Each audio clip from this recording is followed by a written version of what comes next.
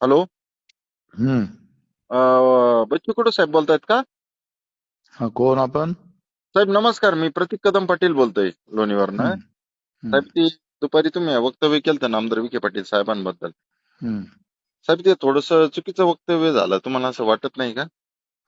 मला एक सांगा, तुम्ही एकाकडे कर्जमाफी तुमचे मुख्यमंत्री जाहीर साहेब मी केली. पण एक शेतकरी पुत्रच आहे साहेब, म्हणजे असं काही, हम्म. आणि मी लय मोठा शेतकरी नाही, एक 5-6 एकरावरच शेतकरी साहेब, अल्पभूधारक शेतकरी आहे, साहेब मी पण. हम्म. हम्म. पण साहेब हे वक्तव्य एवढ्या ज्येष्ठ व्यक्तींबद्दल किंवा एवढ्या मोठ्या नेत्यांबद्दल तुम्ही केलं त्यांनी साहेब. शेतकऱ्याबद्दल काही बोला. पण साहेब त्यांनी शेतकऱ्यांचे, तुम्हाला सांगतो, एवढे कुटुंब दत्तक घेतले साहेब ज्यावेळेस आम्ही त्याच्यापेक्षा 1000 घेतले.